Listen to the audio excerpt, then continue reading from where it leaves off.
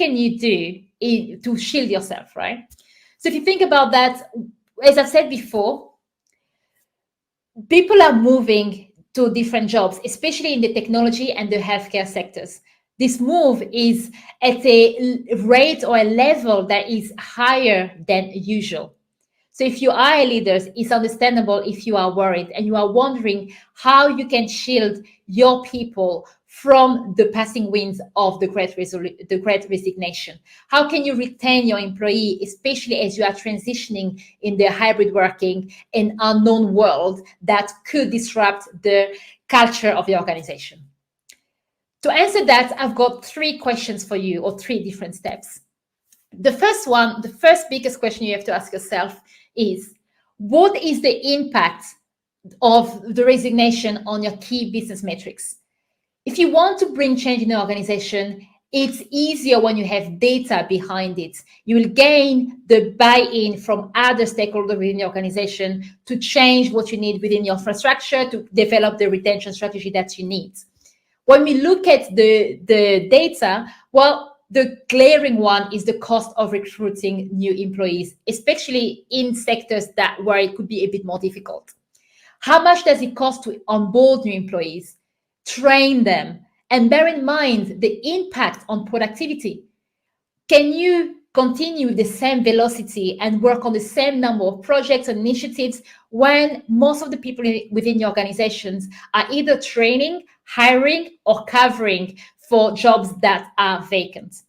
So putting together all of that and really linking some of the metrics and as you answer those questions, some of the answers, link the answers to the key metrics will help you convince people in the organization that there is a problem that needs to be looked at.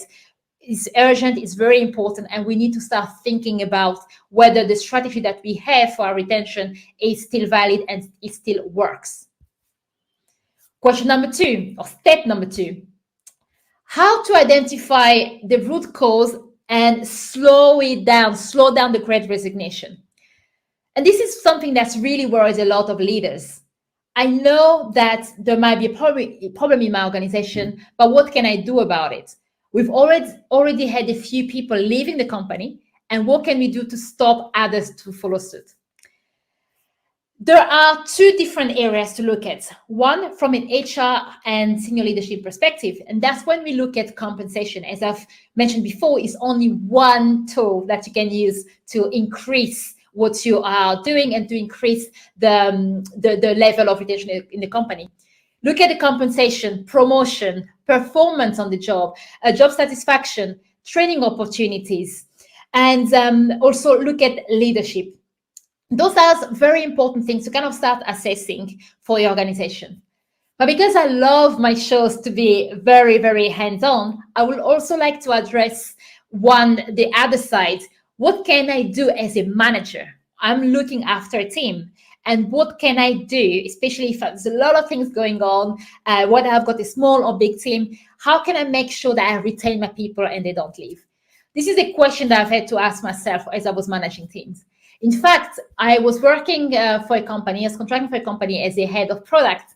And when I inherited the team, it was at a time where there was a lot of tension within the organizations. There were people who wanted to leave the company. I had 2 product managers, really, really good, talented product managers that wanted to leave, not because they didn't like the vision of the company, but because of all of the organizational problems and the issues, because they didn't feel empowered. At the same time, there were a lot of conflicts between different departments. And I used a step-by-step process, which I now share. If you want to find out about that, I'm happy to send you freebies that we have on that. But I first started by assessing my team. I assess my team in terms of communication, leadership planning, what the work that they were doing to make sure that we understand the problem that we have.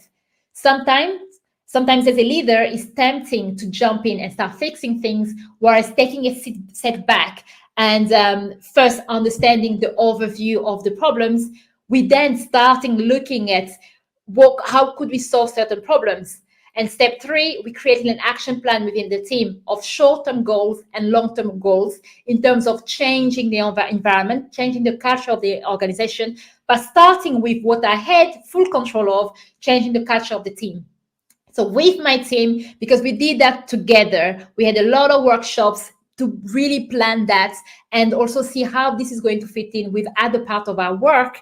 We're starting by changing how we're operating and giving people the empowerment that they need to own their roles.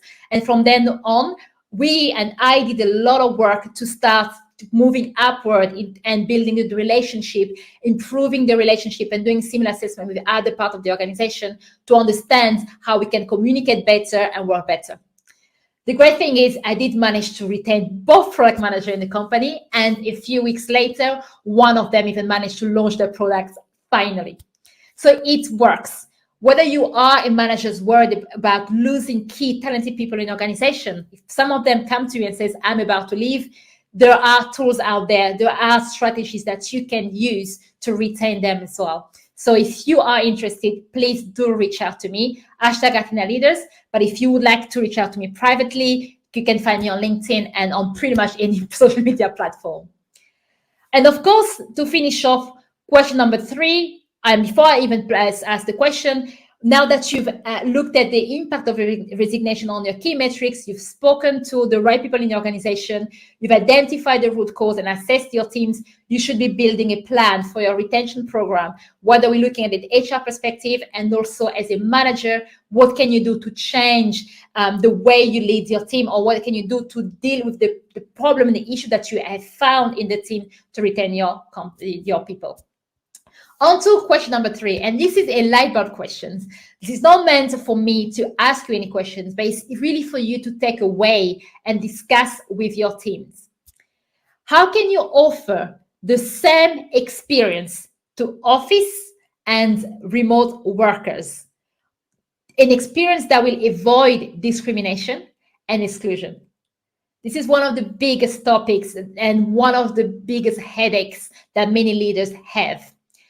Of course, as I've said, I'm not going to answer this. This is really for you to take away. But if you wanted more information on that, I suggest that you listen to our past broadcasts, our past shows that have dealt a lot about these topics, especially when it comes to them versus us, and tips on what leaders can do. You can also find interesting information on our blogs. There you have it, the Great Resignation. Is it a myth or a reality? Based on the research that I've done so far, it is a reality. And I hope that in this show, you have taken some key tips to allow you to move away from that being a strong reality in your organizations to turning the Great Resignation into a myth for your company. If you want more info on any of the material that I've mentioned, do get in touch with me. In the meantime, let's design a happy and productive workplace playground together.